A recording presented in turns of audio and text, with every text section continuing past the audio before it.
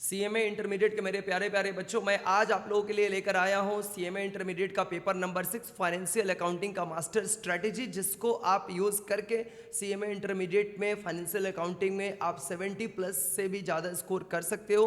Because ये तरीका अगर आपने फॉलो कर लिया तो आपका फाइनेंशियल अकाउंटिंग में बहुत अच्छा मार्क्स आ सकता है। बिकॉज उसमें बहुत सारा ऐसा पार्ट है जो ऑलरेडी आपने फाउंडेशन में पढ़ाई किया था, लेकिन उसको सही तरीके से जगह पे यूज़ करना है। और अगर आपने उसको सही तरीके से यूज़ कर लिया तो बिल्कुल आप एक अच्छा स्कोर करके और अपने इंटरमीडिएट को पास कर सकते हैं।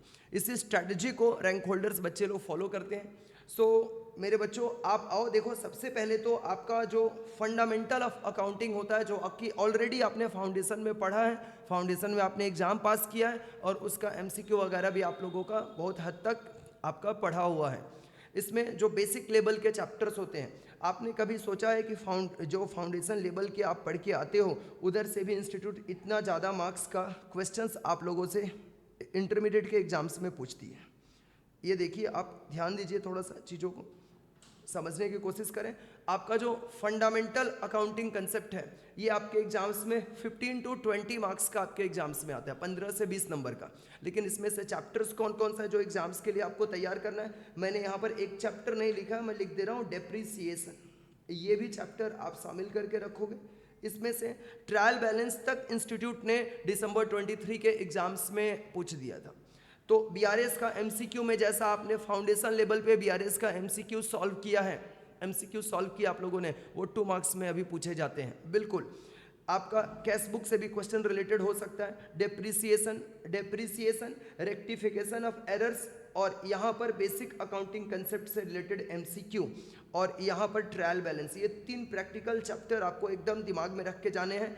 ट्रायल बैलेंस को, बीआरएस को, डेप्रिसिएशन और रेक्टिफिकेशन ऑफ एरर्स। और यहाँ से आपके एग्जाम्स में आजकल जो एग्जाम्स हो रहा है न्यू सिलेबस के अंडर में, नए पेपर का जो सेम पैटर्न रिपीट हो रहा है पिछले 2 टर्म से, उसके अकॉर्डिंग अगर मैं बात करूं तो आपका ये 15 से 20 मार्क्स का कवरेज इस अकाउंटिंग फंडामेंटल वाले जगह से रहेगा। तो इसको आप कोर एरिया समझ के, बहुत सारे बच्चे इसको इसलिए ज़्यादा अच्छे से नहीं पढ़ के जाते हैं कि भैया ये तो हमारा किया हुआ, इसमें हम कॉन्फिडेंट है कर देंगे। लेकिन आपका भैया प्रैक्टिस तो नहीं रहता है ना एग्जाम्स के पहले, तो आपको इसके भी क्वेश्चंस को सॉल्व करना है। रेक्टिफिकेशन से 7 मार्क्स का आपका एक क्वेश्चन आएगा। फिर इसके बाद से आपका इधर से ट्रायल बैलेंस या फिर डेप्रिसिएशन से भी आपके 7 मार्क्स के क्वेश्चंस एग्जाम्स में रह सकते हैं, और प्लस एक्स्ट्रा क्वेश्चंस जो रहेंगे वो एमसीक्यू के 2 मार्क्स के फॉर्म में रहेंगे। इसके बाद बिल्स ऑफ एक्सचेंज, जो कि जरूरी नहीं है कि बिल्स ऑफ एक्सचेंज आएगा ही, लेकिन अगर मैं बोलूं कि बिल्स ऑफ एक्सचेंज फाउंडेशन में पढ़ के आए हैं आप लोग, कंसाइनमेंट और जॉइंट वेंचर, अगर इसमें सबसे ज़्यादा अगर किसी का एग्जाम्स में आने की प्रोबेबिलिटी है तो वह बिल्स ऑफ एक्सचेंज है, 7 मार्क्स का।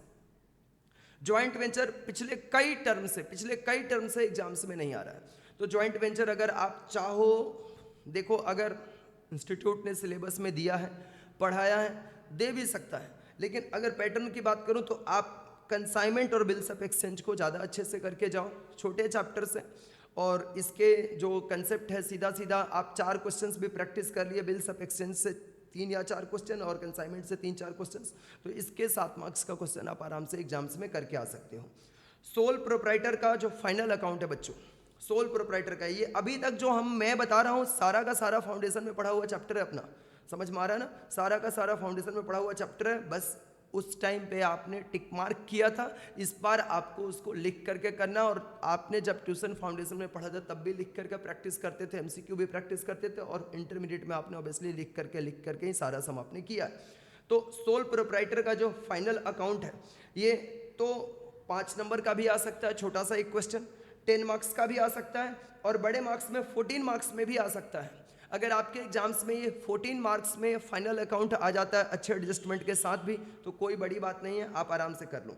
लेकिन अगर फाइनल अकाउंट अगर 14 मार्क्स में आ गया सोल प्रोप्राइटर का, तो उस समय एनपीओ का मार्क्स कम हो जाएगा, या फिर सिंगल एंट्री के मार्क्स कम हो जाएंगे। सिंगल एंट्री से फिर छोटे क्वेश्चंस पूछे जाएंगे। लेकिन मोस्ट प्रोबेबली आपका जैसे फाइनल अकाउंट से अगर 10 मार्क्स के क्वेश्चंस आते हैं तो एनपीओ से आपके छोटे क्वेश्चंस 5 मार्क्स का या 10 मार्क्स का रहेगा, और सिंगल एंट्री से 14 मार्क्स के क्वेश्चंस आने की आपकी हाई चांसेस है, high chances. Single entry chapter जिसको आप लोग इनकम्प्लीट रिकॉर्ड्स भी बोलते हो, तो इसके हाई चांसेस है 14 मार्क्स में ही आने का।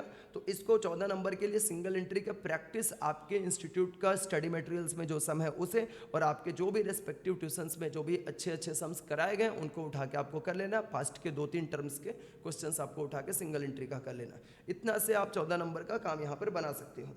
पार्टनरशिप अकाउंट्स में बच्चों बहुत पढ़ना तो बहुत कुछ है भैया। पढ़ना तो फंडामेंटल्स ऑफ आपको पार्टनरशिप पढ़ना है, फिर उसके बाद एडमिशन पढ़ना है, रिटायरमेंट पढ़ना है, डेथ पढ़ना है, फिर एडमिशन कम रिटायरमेंट पढ़ना है, डिसोल्यूशन पढ़ना है, conversion of partnership form into company पढ़ना है, तो इतना, फिर अकाउंटिंग फॉर एलएलपी भी पढ़ना है। तो इतना सारा पढ़ाई करने के बावजूद और पूरे पार्टनरशिप से आपके एग्जाम्स में जो क्वेश्चंस आने वाला है, ये 2 क्वेश्चंस आएगा 18 मार्क्स का। एक तो भैया 14 नंबर का क्वेश्चंस रहेगा, वह चाहे एडमिशन से रह जाए या फिर रिटायरमेंट से आ जाए या फिर डेथ से, एडमिशन कम रिटायरमेंट से आ जाए, डेथ से भी दे सकता है 14 नंबर का आता है क्वेश्चन, और या तो फिर या डिसोल्यूशन से क्वेश्चन आ जाए। जैसे दिसंबर 23 में आपका डिसोल्यूशन का क्वेश्चन रहा है, उसके बाद रिटायरमेंट का क्वेश्चन रहा है जून 24 में, तो आगे अगर दिसंबर के लिए आप प्लानिंग करते हो तो डिसोल्यूशन भी आप करके जाओ, साथ में आप एडमिशंस चैप्टर को ज़्यादा अच्छे से करके जाओ, तो अच्छा रहेगा आपका पार्टनरशिप अकाउंट्स। और 4 नंबर का एक आ सकता है, वो थियोरिटिकल क्वेश्चन भी हो सकता है पार्टनरशिप से, और प्रैक्टिकल क्वेश्चन भी हो सकता है, उनको फोकस करना। लीज अकाउंटिंग से तो सीएमए इंस्टीट्यूट को अभी प्यार हो रखा है पूरा।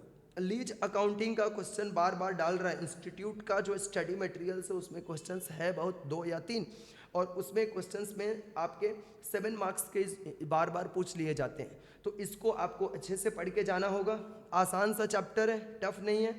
और इसमें ब्रांच डिपार्टमेंटल इंश्योरेंस क्लेम सबसे ज़्यादा इंपॉर्टेंट, पहले इसको आप ध्यान में रखोगे, ब्रांच डिपार्टमेंटल और हायर परचेज से। फिर इसके बाद ब्रांच को ज़्यादा इंपॉर्टेंस देना है आपको। इसके बाद हायर परचेज।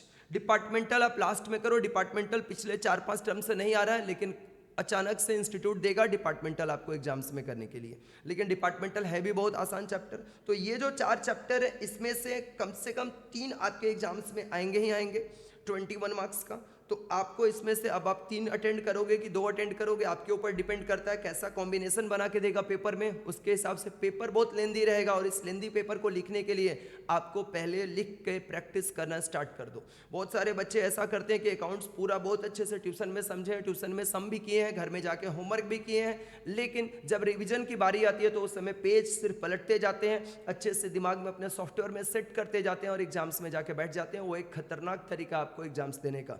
एकदम कम से कम सभी चैप्टर से एटलीस्ट 5 से 6 क्वेश्चंस उठा करके, बड़े बड़े जो स्मार्ट क्वेश्चंस आपको कराए गए वैसे क्वेश्चंस उठा करके आपको एग्जाम्स के लिए प्रैक्टिस करके, लिख के प्रैक्टिस करके जाओ। 2 से 3 बार लिख के प्रैक्टिस करके जाओ तो ज़्यादा बेहतर रहेगा आपके लिए। अकाउंटिंग स्टैंडर्ड को लाइटली नहीं लेना है आपको। अकाउंटिंग स्टैंडर्ड को बिल्कुल भी लाइटली नहीं लेना है। आपके स्टडी मटेरियल्स में चीज़ों को छोटा करके बताया गया, लेकिन अकाउंटिंग स्टैंडर्ड बड़ा चीज़ है। इसके थियोरिटिकल क्वेश्चंस 2 ठो कम से कम आपके रहेंगे 14 नंबर के, और प्रैक्टिकल भी 1 क्वेश्चन रहेगा। समझ में आ रहा है मेरी बात ना? तो अकाउंटिंग स्टैंडर्ड को आपको करना है, लेकिन पहले आपको सबसे पहले अपने आप को बचाना है कि भाई पेपर में हमें कैसे भी करके, सबसे पहला अपना लक्ष्य तो यही होता है सभी बच्चों का कि हम 50+ पहले स्कोर कर लें। 40+ के बारे में सोच के एग्जाम्स में जाने की कोशिश नहीं करना भैया।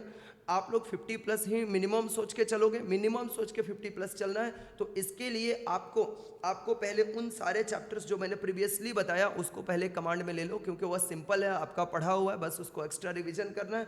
और इधर से आप single entry, lease, branch accounting, insurance claim को अच्छे से कर लो, और अकाउंटिंग स्टैंडर्ड और एमसीक्यू को प्रैक्टिस कराया जाएगा। आपको एमसीक्यू के लिए थोड़ा हेडेक कम लो, क्योंकि एमसीक्यू के लिए मैं सभी चैप्टर्स का कम से कम 30-40 करके एमसीक्यू अपने यूट्यूब चैनल पे लेकर आने वाला हूँ दिसंबर 24 के एग्जाम्स के लिए। तो आपको उसमें बहुत सारा हेल्प हो जाएगा। कम से कम अगर आपका ये 15 एमसीक्यू रहेगा, 30 नंबर का 2-2 नंबर का एक एमसीक्यू रहता है, अगर उसमें से मेरे वजह से अगर आपका 8-10 भी सही होता है तो इससे मेरे को काफ़ी सारा सेटिस्फेक्शंस मिलेगा। तो इसके लिए आप वेट कीजिए, उसका डेट जरूर से आएगा। और आगे मैं दूसरे सब्जेक्ट के लिए भी आपको गाइड करूँगा कि कैसे आप दूसरे सब्जेक्ट में भी अपने स्कोर को कैसे हाई कर सकते हो, उसके लिए भी स्ट्रैटेजी आपके साथ शेयर करूंगा। लेकिन पहले कैसे पढ़ना है चैप्टर्स को, पहले जो पढ़ा हुआ चैप्टर से, जहाँ पर कोर एरिया, जहाँ से अच्छे मार्क्स कवर होते हैं, उनको छोड़ना नहीं है। बहुत सारे बच्चे डेप्रिसिएशन, रेक्टिफिकेशन, ट्रायल बैलेंस, ये सब चीज़ों को छोड़ के चले जाते हैं, एमसीक्यू के ऊपर फोकस नहीं रहता, बिल्स ऑफ एक्सचेंज को छोड़ के चले जाते हैं कि एक 7 नंबर का कुछ चैप्टर छोड़ भी देंगे तो क्या फ़र्क पड़ता है। तो ये सब चीज़ें बहुत ज़्यादा फ़र्क देती है। कम से कम 30 से 40 नंबर का, 30 नंबर का आपके एग्जाम्स के पेपर पे आपको फ़र्क डालती है। और 30 नंबर का अगर फ़र्क आया तो आपने 70 अटेंड करके आया। कई बार 70 में भी दिक्कत आने लगता है, बच्चे 65 करता है अटेंड, तो 65-70 अटेंड करने के बाद आपका मोरल डाउन हो जाता है अगले पेपर के लिए कि अरे हम तो 70 ही कर पाए, इतना पढ़ाई करते थे। तो आपको इसीलिए फोकस करना है उन सब चैप्टर्स के ऊपर जो सबसे ज़्यादा ज़रूरी है, जो एग्जाम्स में आ सकता है और जिसको आप आसानी से करके अपने एग्जाम्स को क्लियर कर सकते हो। तो इसी के अकॉर्डिंग आप प्लीज़ फॉलो कीजिए। ज़रूर से आपका मिनिमम मार्क्स जो होता है अपना 50 नंबर वो तो आएगा। और अगर आपने बहुत अच्छा से प्रैक्टिस कर लिया, बार बार प्रैक्टिस कर लिया, 2-3 टेस्ट सीरीज आपने अटेंड कर लिया, तो बिल्कुल आपका नंबर 70-75 के अबव जाने वाला है। थैंक यू बच्चों, wait for the next video, bye bye.